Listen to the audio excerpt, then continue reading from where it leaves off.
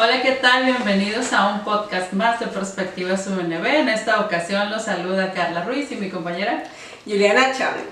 Y hoy vamos a platicar acerca de un libro que sugeriste y que nos pareció muy interesante, Sí. Que se titula Historia mínima de la educación en México. Yo cuando lo comencé a leer, la verdad dije, ¡ay, qué aburrido! Pero ya conforme fuimos avanzando, le di, bueno, desde mi perspectiva, le di un enfoque de los orígenes. Hoy nos quejamos de muchos puntos o muchas situaciones de la educación en nuestro país, pero ya con este análisis que realizan nuestros investigadores, comprendes o te deja con mayor claridad el por qué estamos como estamos, ¿no? Sí, claro. Este libro a mí me encantó porque vamos a darle gracias al maestro Quiñones, Daniel Quiñones, que lo vi precisamente una de las materias de la maestría. Él nos dio historia de la educación en México y nos dijo así, van a leer. Y yo, ay, no puede ser historia. Siempre leer un libro de historia se te hace como aburrido, ¿no?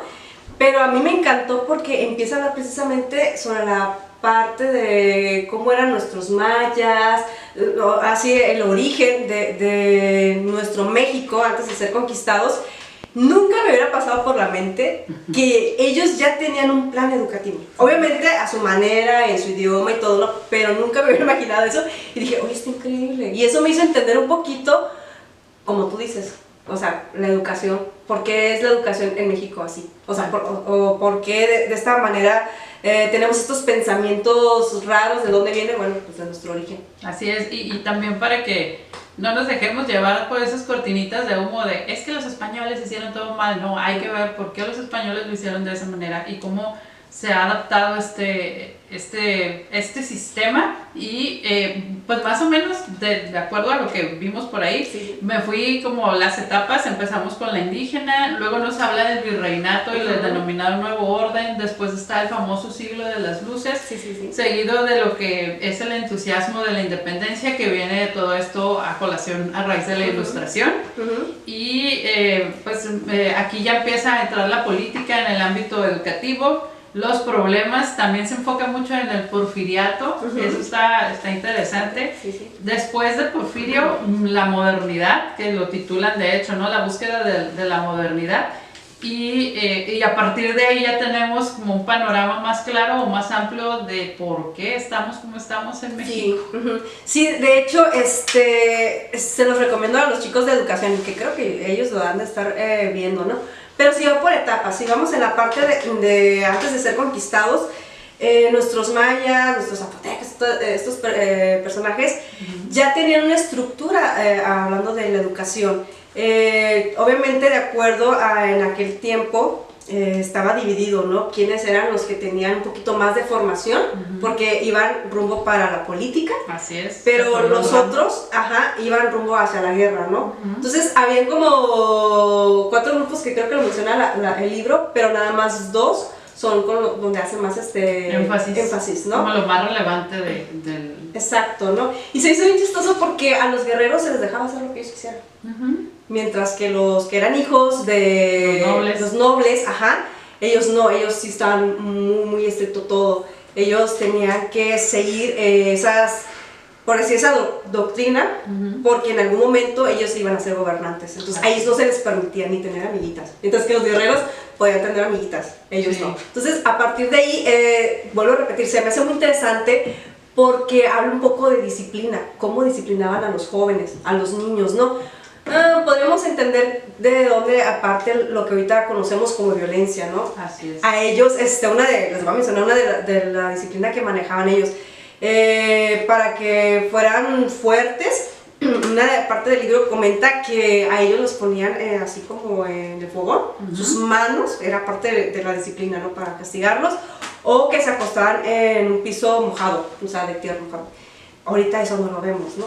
De hecho, ahorita que mencionas el piso mojado, por ahí circula en redes un discurso de un marín de Estados Unidos, en donde parte de su formación implica, y lo dicen, ¿no? En el desagüe del río de Tijuana, los sientan ahí durante toda la noche y tienen que aguantar en época de invierno, porque es parte de esa disciplina. Uno lo ve y pensaría, ay, qué exagerados, ¿por qué los ponen ahí? ¿No? Y lo menciona.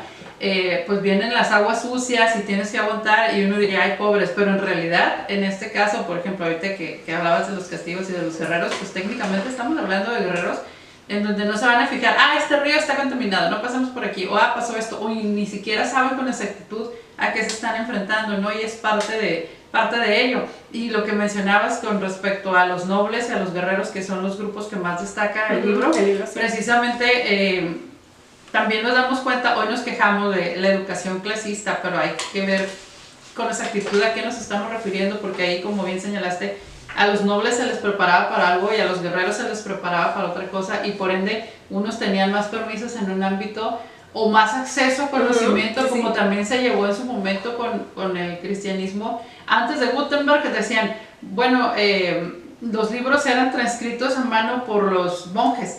Por obvias razones, nada más los religiosos y los nobles tenían acceso a esa información. Los demás pues se dedicaban a trabajar la tierra y pues, a producir, ¿no? Que era su objetivo. A raíz de la imprenta, entonces ven la necesidad de letrar, de formar a los demás para que pudiesen comprender lo que se estaba imprimiendo, ¿no? En aquel momento. Pero en nuestro país, y el libro destaca principalmente la educación náhuatl, en donde ahí sí tenían como un modelo general, ¿no? Algo más constante. Y los mexicas eran punto y aparte, porque eran la tribu guerrera prácticamente, ¿no? Sí. Fíjate, a mí se me hizo muy interesante porque yo creo que muchos tuvimos ese pensamiento, yo creo que con la conquista, a partir de ahí fuimos educados, y realmente no, era, o sea, desde ellos, ¿no? Vienen los españoles, o sea, la conquista, y ahí cambia toda la perspectiva de la educación, porque ellos vienen con una idea un poco más religiosa. Los primeros maestros pues fueron los sacerdotes, por parte de una religión, ¿no? Así es, los franciscanos, los jesuitas fueron los primeros, así es. Entonces, a partir de ahí, yo lo digo desde punto de vista mío, ¿no? En mi análisis sociológico. En la perspectiva. En la perspectiva. Siento yo que los españoles hasta cierto punto llegaron y nos obligaron a que nos adaptáramos costumbres de ellos, y la educación, o sea, no fue la excepción. Exacto. Ellos creían que nosotros estábamos, bueno, nuestros antepasados estaban mal y que ellos estaban bien, y de esta manera hay una expresión por ahí que dice en el libro, los salvajes, cuando en realidad no éramos salvajes. Era otro tipo de civilización. Exacto. Al final del día. Y de hecho, aquí, bueno, yo lo tengo digital, destacan, no se va a alcanzar bien, a ver bien, pero por ejemplo este tipo de imágenes que te decía, cómo me entretuve con ellas, porque al final del día es como una especie de cómic. Yo les he platicado a los chicos que yo vi esto en el Museo Nacional de Historia y Arte Contemporáneo en Ciudad de México, y es interesante porque la narrativa es igual que los cómics que vemos desde la época de la Gran Depresión, pero al final, aquí te mencionaba, ¿no? Me llama la atención que están evangelizándolos. Y más o menos textual lo voy a decir, la segunda persona del venerado Dios, porque se dieron cuenta que se aprendían, eran muy visuales, y vemos todos los códices que han dejado y demás, y luego habla del Señor Jesucristo, y luego también menciona el cómo, me dio risa la traducción, ¿no? En el virginal vientre de Santa María siempre. Al final era parte de socializar esto, de educarlos, y como ejemplo están también las pastorelas. Sí. Porque hacían sus bailes, etcétera, y dijeron, bueno, sería una forma más sencilla de evangelizar, que era parte de su primera formación, y después precisamente los mismos religiosos se van encargando de entrar en este ámbito educativo. Algunos lo ven como algo malo, pero yo creo que depende de la perspectiva que tengas. Yo estudié con franciscanos, y la verdad todo lo que mencionan no es cierto, depende de varios factores. Lo mismo tenemos a nivel nacional una universidad muy prestigiosa que es de origen jesuita, y pues bueno, yo creo que y ni siquiera te meten la religión como tal, ¿no? Sino se enfocan en otros detalles. Pero bueno, desde ahí partimos para conocer nuestro México actual, ¿no? Para comprenderlo. Sí, ahí es donde empezamos a hablar del mal recurso, ¿no? Porque llegan los españoles, empieza a querernos civilizar, por así decirlo, y es parte de la educación, ¿no? Pero no es donde le meten el recurso. ¿Por qué? Porque no se les pagaba a los sacerdotes.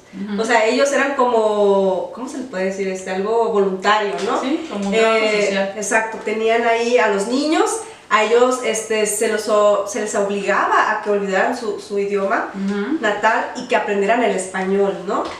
Vuelvo a repetir, ellos creían que eran unos salvajes. Y bueno, conforme vamos avanzando, entran los gobiernos, ¿no? Donde ya podemos civilizarnos un poquito, bueno, no sería la palabra correcta, ¿no? Más bien dicho, cuando entramos a esta parte de Porfirio Díaz, bueno, antes de Porfirio Díaz, ¿quién fue? Benito Juárez. Es que aquí, como mencionabas, ¿no? En la parte del virreinato, precisamente, utilizaban, ahorita que señalabas lo de la educación, se ha criticado mucho el método memorístico. Es que los alumnos no deben memorizar, ¿no? Y durante el virreinato implementaron esto de vamos a memorizar para que los indígenas o los indios, como les decían, comprendan esta parte, ¿no? Sí. Pero si lo llevamos al extremo, evidentemente es malo que memorices, pero también a veces no pueden conceptualizar de otra manera porque no tienen una base. Y eso también es muy discutible y cuestionable, sí, ¿no? De hecho, ahorita que comentas eso, ¿no? Ya se empezaban a ver los modelos educativos, por así decirlo, ¿no? La parte didáctica, ¿no? Así es. Los métodos cómo les podían enseñar a los niños, ¿no? Y está esa parte de memorizar, y creo que por ahí iban por etapas. Primero era la escritura y después era la lectura, y era algo así como que, caray, como primero iban a escribir y después iban a leer, ¿no? Algo era bien raro, ¿no? Pero sí tenían mucho marcado lo que era todo de memoria. Ahorita que mencionabas esto de la educación y del acceso, me recuerdo una película de Julia Roberts que se llama Sonrisa Mona Lisa en español, y las mujeres ya tenían acceso a la universidad en Estados Unidos, pero su educación estaba enfocada en las labores domésticas, desde qué lavadora comprar, cómo organizar una cena para el esposo y sus jefes, etcétera, etcétera, ¿no? Hasta cómo debían sentarlos en la mesa. No obstante, ya era una manera de acercar a las mujeres al ámbito universitario en ese punto. Acá también ya las dejaban accesar, pero tenían esa limitante. O sea, vas a entrar a estudiar, sí, pero para que aprendas a bordar, a tejer, a hacer cuestiones del hogar, porque el marido va a ser el proveedor.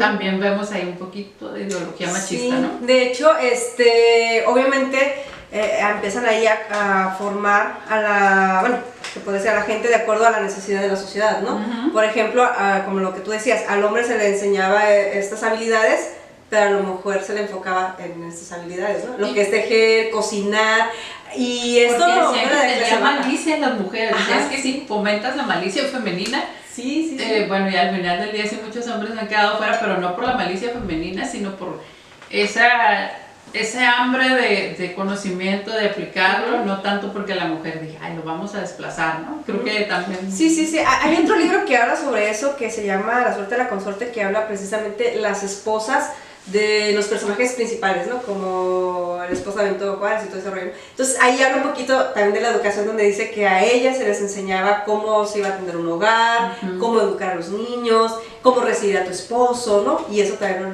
lo mencionaban ahí. Y de ahí creo que nos podemos brincar un poquito a lo que es el siglo de las luces.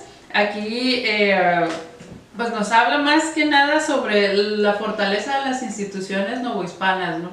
Ok, iniciaron, se van desarrollando, etcétera, pero también habla precisamente de la expulsión de los jesuitas, que ya no les estaba gustando cómo manejaban la educación, pues vienen las reformas borbónicas y todo, esa parte de la historia, donde les dicen, pues vámonos, ¿no? Y esto también se prestó para que se abrieran nuevos colegios, se enfocaran también en otro tipo de formación.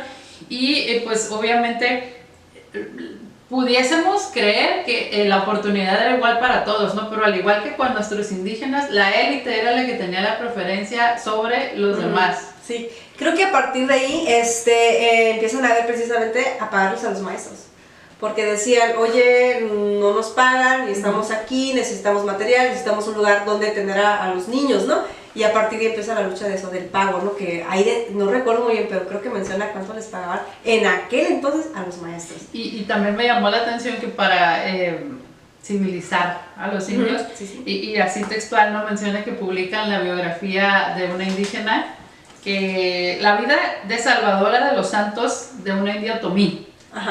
Que lo considero como era una figura a seguir para el grupo indígena, publicaron una biografía que no sabemos qué tan real sea, pero era una manera de acercarlos a esto, muchos chismes, ¿no? Digo, históricos, puede ser como chismes históricos, ¿no? Porque por ahí también hay una película de habla un poquito sobre precisamente cómo los españoles querían obligar a que siguieran una virgen blanca, ¿no? Pero como los indígenas no se sentían identificados por el tono de piel, entonces buscaron a una virgen morena. Así es. Para que los indígenas dejaran de seguir sus dioses. Y se evangelizaran. Exacto, también era una manera, ¿no? Y también es interesante ver cómo en esto también les mentían la cuestión de la nacionalidad, porque les hacían ver que aquí ya entra un poco la política en el ámbito educativo, ¿no? Decían, o sea, todo está bien, pero Napoleón es un enemigo. Por las políticas que manejaba, y también ya sabemos que los franceses en determinado momento intervinieron en México. Entonces, a partir de aquí, en Puebla, donde dicen que en cada esquina hay una iglesia, y la verdad sí, empiezan a traducir el catecismo a español, y de ahí tratan de evangelizarnos, y es cuando viene esta imagen que les mencionaba de los códices, bueno, no son códices, sí, donde vienen este tipo de imágenes acompañadas de textos breves, mezclando precisamente, como dijeron, bueno, no nos vamos a poder deshacer de todo lo que ya tienen, pero vamos a readaptarlo, y esa mezcla, esa adaptación nos va a llevar a nuestro objetivo, ¿no? Sí. Otra de las cosas ahí que se mencionan, bueno, y que me llamó mucho la atención, era cómo creían estos personajes la educación con la parte divina, ¿no? En la parte celestial, en lo religioso, en lo eclesiástico, ¿no? Que se dice, ¿no? La educación, bueno, siento yo que fue muy fomentada por la religión, hasta un cierto punto, ¿no? Ya vienen otros gobernantes donde ya cambian esa manera y dicen, separamos iglesia con gobierno, ¿no? Así es. Pero sí, volvemos a lo mismo, ¿no? ¿Cuáles eran esos métodos, esa manera de querer formar a una sociedad, ¿no? Basada en la necesidad que tenían en aquel entonces? Y era la lectura y la escritura, ¿no? Así es. Y luego viene ya el periodo de la independencia, en donde se supone que le apostaron, y creo que hasta la fecha te dicen, la educación es la base para salir adelante, ¿no? Creo que el término educación lo tomamos como, sí, es una formación integral, pero yo siempre le he dicho, la educación es en casa, la formación académica la otorgamos en las instituciones indicadas, ¿no? Según lo que nos toque. Y con esta efervescencia ellos creían que ya tenían la forma para resolver todos los males de México, pero no ha sido así. No. Cuando ahorita mencionas de lo de la independencia, ahí viene una crisis educativa. ¿Por qué? Porque si no había recursos en esa temporada, no hubo recursos tampoco, ¿no? Ahí se limitaron muchas cosas. Sí, por lo regular, a lo que yo entendí, ¿no? Del libro, habla de que cómo el maestro podía dar la educación con los recursos básicos. Yo creo que es de aquí donde viene la queja, ¿no? Nunca hay recursos, y el gobierno siempre quiere hacer, bueno, no es como tirarle al gobierno, pero sí se miraba mucho eso, ¿no? De que sí, la educación es importante y lo tienen muy resaltado, pero el recurso era lo que limitaba. Y es que creo que el error que cometieron fue municipalizar las instituciones en lugar de tener un proyecto federal, lanzar ciertos recursos que igual a lo mejor el político del estado se los consumía, pero al final el tener ese proyecto a nivel global hubiese unificado el criterio y hubiera cambiado un poquito, pero al dejarle, yo le dejo al municipio de Rosarito esto, al de Tijuana esto, al de Ensenada esto, pues cada quien lo maneja como considera. Como quieren. Ajá, sí, y eso es lo que pasó en nuestro país. Y sí hubo muchos planteles, pero con las carencias que hasta nuestros días las seguimos viendo. Exactamente, o sea, no hay bardas, no hay esto, no hay lo otro, y es una queja constante, ¿no? Ahí ya vemos que está mal cimentado la idea de educación. Claro, vuelvo a repetir, la educación siempre estuvo presente, o sea, sí era importante que la gente supiera leer y escribir, pero creo yo que era también una manera, bueno, yo lo veo de esta manera, algo estratégico para poder controlar a una sociedad, ¿no? A la población. A una población. Entonces, decían, sí invertimos, pero de esta manera, ¿no? Y yo creo que a partir de ahí, lo hemos visto, ¿no? La educación a comparación de otros países, México, seguimos todavía como echándole la culpa a gobierno, que sí es parte de, pero como tú dices, ¿no? La educación también viene de casa. Y no tenemos como esa parte, esa cultura. Y es que también las políticas gubernamentales han querido controlar hasta cierto punto el formato educativo. Por ejemplo, si recurrimos a la época de Porfirio Díaz, también tenían como ese lineamiento para controlar la educación. Sin embargo, aquí le daban mayor énfasis al ámbito educativo con las mujeres. Decían, es una carrera para mujeres. Y por eso yo creo que también mayoritariamente hay mujeres enseñando. Pero esto también genera una discriminación. Hablamos de equidad de género. Me tocó ver a un director de preescolar donde los papás decían, yo no dejaba a mi hijo ahí. Yo, ¿por qué? Porque es un hombre el que dirige. Yo, y pues, ¿cómo un hombre va a dirigir un preescolar? Ese es un trabajo para mujeres. Pero ¿quién dice que es para mujeres? Es que ¿qué tal si abusa de los niños? Generado, ¿por qué? Porque como mencionábamos, desde la época del porfiriato se consideraba una profesión para mujeres. Al final del día decían, ah, bueno, ellas se educan, esto, se encargan de aquello, pues dejémoslas en esa zona para que continúen formando. Claro. Y los hombres quedaron relegados hasta cierto Cuando punto. ellos eran la educación al principio. Sí, Ajá. Y cuando tuvimos pensadores como Justo Sierra, que marcó también un antes y un después, pero a partir de cierto nivel, ok, pueden entrar los hombres, pero en el nivel básico o en el nivel de introducción, por llamarlo así, no, porque eso no es aceptable, o sea, ¿según quién? Sí, según nuestro gobierno. Nuestro gobierno, exacto. Bueno, hablando más en general del libro, hay otra cosa que también me llama la atención, que va al punto de la modernización, ¿no? Ahí es donde ya nos habla un poquito, como en resumen, bueno, yo lo veo como resumen, ¿no? Un poquito de cómo surgen los secretarios de educación, ya cuando hablamos de un gabinete y todo, y pues ¿cómo se dice? Su área de trabajo, ¿no? ¿Qué es lo que hacen, lo que deben de hacer, ¿no? Y ahí, a partir de ahí empiezan los modelos educativos, ¿no? Es donde empiezan a ver que para mejorar la educación en México, basado en recursos, bla, bla. Hay dos cosas bien interesantes que a mí me gustan en este tema. Una fue de que no recuerdo muy bien cuál fue el secretario, no sé si fue Sergio, no me acuerdo su apellido, pero gracias a él empezamos a tener los libros gratis. Uno de ellos fue como sus iniciativas. Y otro por ahí que, híjole, se me fue ahorita, pero también habla de cómo surge el sindicato. Y ya me acordé, otro de los temas que pareciera que decimos, es una discriminación hacia los indígenas porque no se les da, o no hay recurso para ellos, ¿no? Para escuela para ellos. Y en realidad no, eso es otra de las cosas que se hizo interesante del libro, que la educación para las personas indígenas siempre estuvo presente. Sí, pero bajo ciertos lineamientos, sí, exacto. Porque de hecho analizábamos el mapa que trae el libro y decíamos, bueno, esta escuela para tal, esta escuela para tal, pero escuela para indios como lo tenían, había una, creo que en Michoacán, o dos máximo, en el mapa de la República, que antes era considerado, no sé, por alguna extraña razón, de Sinaloa para abajo consideraban México y de Sonora para acá ya no existíamos para ellos. Pero esa es otra historia.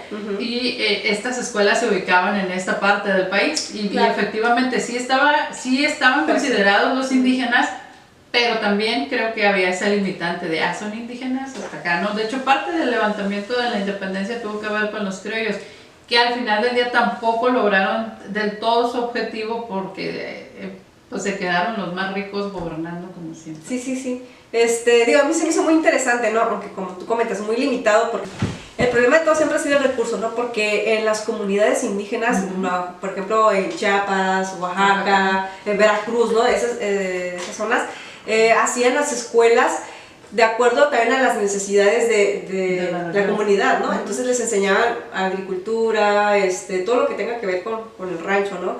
Y tú dices, bueno, las escuelas y todo, pero como tú dices, vas a las escuelas y empezaban con todos rotos, pizarrones, no sé, inteligentes, bueno, hablando ya de la actualidad, y pues no prenden, entonces invertían el gobierno, pero de una manera muy, ¿cómo se podría decir? Disfrazada y concentraban la mayor cantidad de dinero en el centro del país, porque Oaxaca, Chiapas siguen con los mismos problemas, ¿no? Sí. Y ahorita que comentabas esto del presupuesto y demás, me llamó la atención esta parte del libro y hasta la escribí porque me recuerda algo que se llama La Nueva Escuela Mexicana, donde el alumno está al centro y la familia y no sé qué tanto rollo, y lo escribí tal cual porque dice, Manuel Ávila Camacho trató de vincular todo esto, de conciliar diversos intereses en cuestión política, y bajo el llamado Unidad Nacional se construyó lo que se llamó la Escuela del Amor. Te digo que se asemeja mucho a lo que hoy llaman el nuevo modelo educativo en México,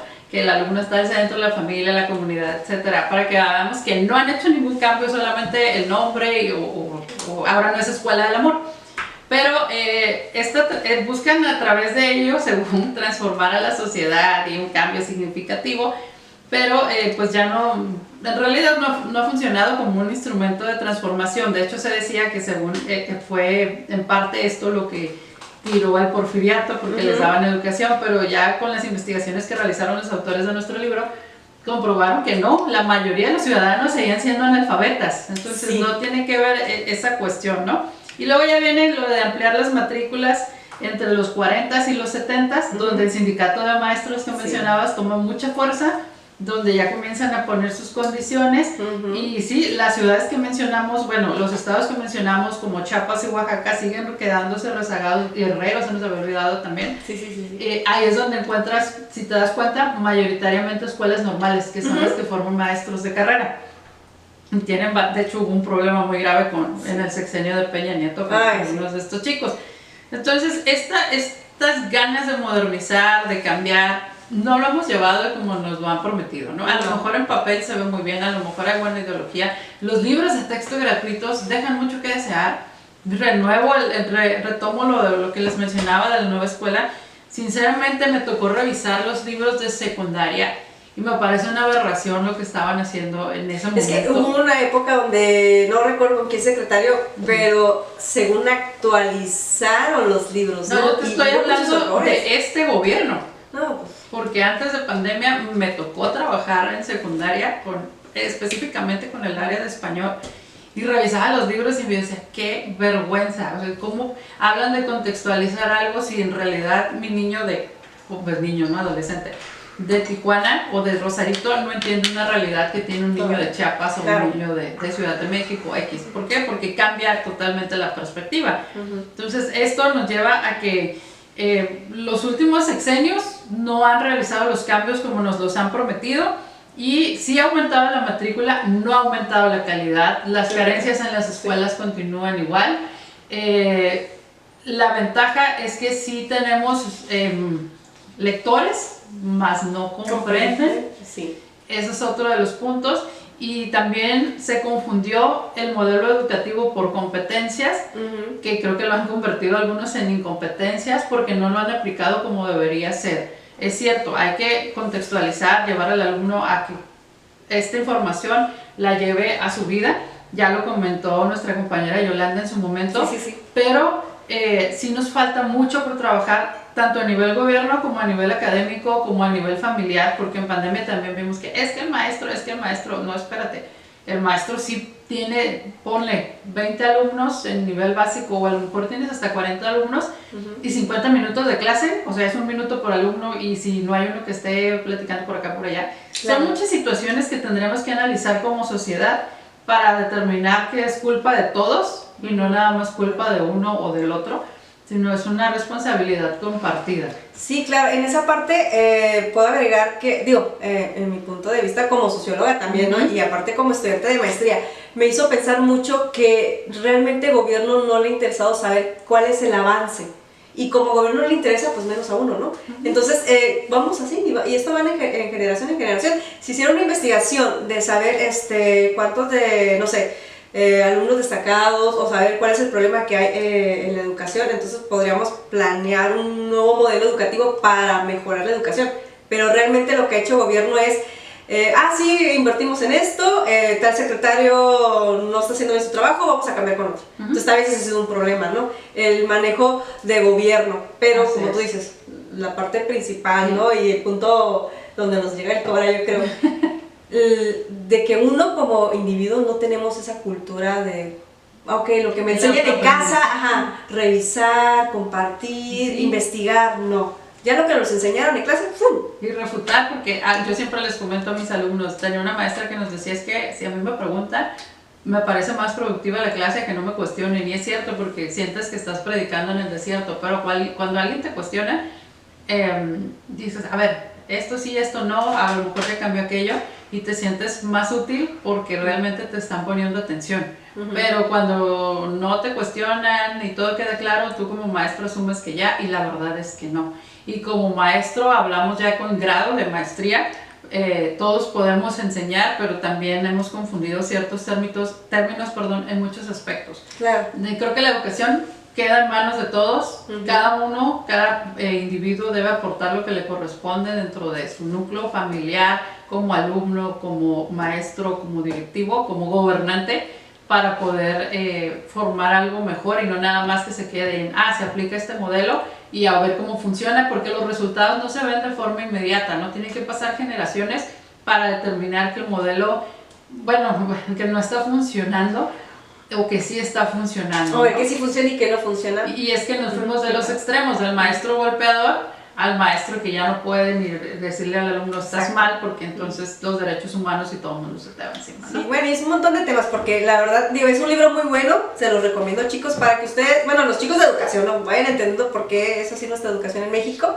y también podría ser como cultura general. Parte de la historia al final del día. Y los que estén interesados, ¿no?, en estudiar la maestría en educación, esta es una de las materias que se ve, y vuelvo a repetir, es un tema muy interesante, al menos a mí me sirvió mucho y entendí un poquito más el contexto. Siendo yo socióloga y decía, ay no, ¿por qué esto y el otro? Ya dije, oh my god, me está pasando esto. Realmente es esto.